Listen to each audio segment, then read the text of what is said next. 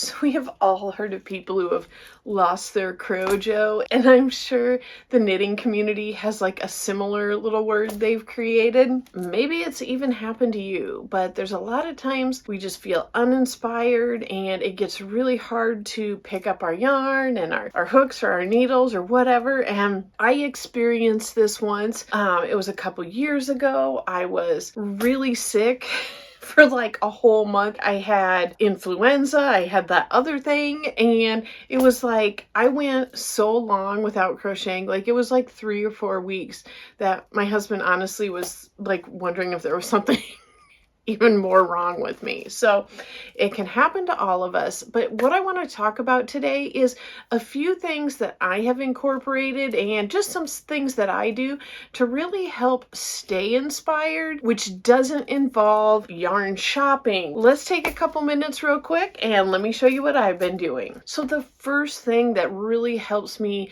stay inspired to keep crocheting and has also kind of inspired me to work towards like yarn dyeing and I've started yarn spinning, but is I'm being very conscious about the content I consume. Is it negative or is it positive? When I go to Instagram and I'm scrolling or different things like that, am I going looking for inspiration or am I just doing it out of boredom? Because I think the boredom key can lead to a lot of things that aren't inspiring and aren't fulfilling. It's just things that catch your attention, and you know, a lot of times those can be negative. You know, it can be like drama related or gossipy or anything like that, and that's something I just want to stay away from. To give a better example of that, like there are a ton of different channels that I follow on Instagram. They're not yarn related at all, but I find them very inspiring because they're so creative. It's just a thing where you know, sometimes it's like the littlest little spark of something, you know, just can really jumpstart your creativity. There are several painting channels that I see. Like one of them is literally just like mixing paints together, like different colored paints, and you can see on it, you know, how it changes the color. And one of the things I think is so great about that is, you know, it might have like a bright green and a bright pink and like a navy blue, and it shows like mixing them and what colors they can come. And I'm like, oh my gosh, that is such a great way to find a color scheme for like a blanket or a sweater or something like that, because you can see how like these two colors have become one color. And I don't know, I find that very inspiring. There's a channel that I find very fascinating where this person takes older like 90s print fabric and stuff, and then like paints a scene around it, but you know, the fabric might be like the wallpaper in the scene or something like that. It's just such a different way of looking at something that has been done traditionally the same, that to me, that's the inspiring aspect. I absolutely love watching leather tooling videos. I don't particularly have the desire to start doing it myself, but I absolutely love tooled leather. I just think it is super cool. I mean, I always am a little more drawn to some of like that, like Southwestern style, even though I don't live in the Southwest at all. But it is fascinating to see these designs come together. There are some really cool cake decorating videos. I have seen one where this decorator, it's almost like paint, where they get the frosting and then they're putting these like flowers and floral petals and leaves on there, and it looks like artwork. And I love seeing the colors mixed, and I love seeing the frosting like built up into the shapes. I think jewelry making videos can be very neat. You know, there's so many things that could be applicable to what we do. And, you know, if you are into using crochet thread, that's something where, you know, if you're looking at a design of an earring and you think, how could I make this into crochet. Like that's a great, that can be a great inspiration. And the same thing goes with sewing videos. I like watching these like quick sewing videos where it just kind of shows you like they're taking, you know, a couple yards of fabric and turning it into a dress or a skirt or something, because it does make me think, okay, like how can I look at what I do and, you know, a piece of like crocheted fabric, how could that be turned into clothing? And just kind of looking at it from like the reverse way, I find very inspiring. There are so many things out there that are creative and can really spark that creative juice in you. And that's such an easy way to just, you know, if you're sitting in the doctor's office or waiting in the car line for pickup or whatever, and you might find yourself wasting time anyway, make a point to watch something creative that can help spark that for you.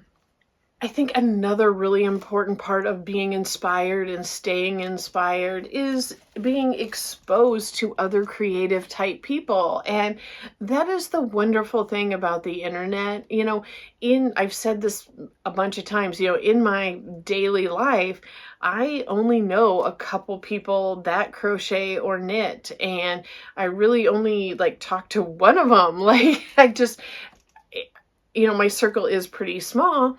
But yeah, it's just something where I'm not exposed to a lot of creative types on a very regular basis. So I do try to reach out and network with other people I have met through YouTube. And I don't know how much truth there is to it, but you know, they used to always say something along the lines of, you know, you start acting, you know, like the 6 people you hang out with the most. And, you know, if you're around people who are just consuming and not creating, I feel like that can kind of rub off and can kind of like dampen or darken your spark a little bit, where if you are around people who are engaging you and encouraging you to continue creating, you know, that's gonna blossom. And it doesn't just have to be people doing the same yarn craft or fiber craft or whatever. It can even be like if you know someone who paints, or, you know, someone who weaves, or really just any type of creative activity. Again, you can find inspiration from and see how that person gets inspired. A great way to do that is by like attending events. I'm kind of excited. I'm going to make a little bit of a trip here in a couple weeks to Fiber Festival. I'm pretty excited about. It is pretty far from me. Well, it's a few hours from me. So assuming it is, you know, good traveling weather, I'm going to give that a try and get to hopefully meet a bunch of people who do spin their own fiber, or who create and sell like roving or batting and that type of stuff, and just see who all is out there and what they have to offer. You know, that might not be an option for you, but you can also go to like different craft fairs, things like that are available. See if there's anybody there making cool stuff. It could be like going to totally different type of exhibits. You could go to any type of art exhibit, things like that, and just keep networking. And I'm not saying if you have friends and family and loved ones that aren't creative, I'm not saying to ditch them at all, but just kind of be aware of when you're around certain type of people, if they're only talking about, you know, like what they saw on TV all the time, or they just want to watch TV, like things like that. And TV's not bad, but you know what I'm saying, like just kind of limit your exposure to non-creative venues and increase your exposure to creative venues. This next one is going to be easier for some people and harder for other people, but it is to schedule out time for you to be creative. As much as we would all like to have like this spark of inspiration and be able to just create at the drop of a hat, I feel like most of the time we all have so many obligations in our life and responsibilities that a lot of that takes up most of our time. And then I know for me, if I've done a 10-hour shift at work and I get home, and it is easy for me to want to flop down in my chair and just zone out and watch TV. So it does make it harder, but if I know I have some time off, be it like my day off or the weekend or something like that, and I make a point of being like, okay, I'm not going to run any errands till the afternoon, and in the morning I am going to crochet and I'm going to get some filming done and I'm going to weave in my ends, things like that, and I know I have that time. And don't get me wrong, like I said, I know we all have different obligations, and if you've got kiddos at home, I know it's an obstacle. I mean, it's a wonderful obstacle, but it is an obstacle to, having that time set aside for yourself to create. So maybe really look and kind of examine and just find out if there's a half hour here or there that you can really just like squeak that time in. Can you go to work a half hour early and just sit in your car for a half hour and crochet or knit? Just get creative about when you can find that creative time. Don't necessarily just wait for the right moment in case that doesn't come. And along that lines, I like to have supplies ready. For me, a lot of times this means having multiple whip bags that have supplies in it. So yes, I have spent money buying multiple items like scissors, hook, tape measures. All this stuff is relatively inexpensive, and I just have them in little pencil pouches and have them in random tote bags. I find that very helpful so that I can just grab it, I can throw my yarn or my project in it and know that if I'm stuck longer, at work or something like that, and I'm just sitting in my break room, like I can do that. Or I have recently bought some acid dye to dye some yarn, and I have bought some yarn, some like bare yarn, so that when inspiration hits, I can be ready to go. Now I do have to get a few more supplies. That is something you can't just like totally jump into as much as I would like. I do still need some supplies, but for the most part, it's not like if I have that moment where I'm like, oh my gosh, it's a snow day, there's a blizzard, I can't go anywhere. What am I going to do with the next 8 hours or whatever? I've got that ready to go. So that could vary, very drastically based on, what your hobby of choice is and different things like that.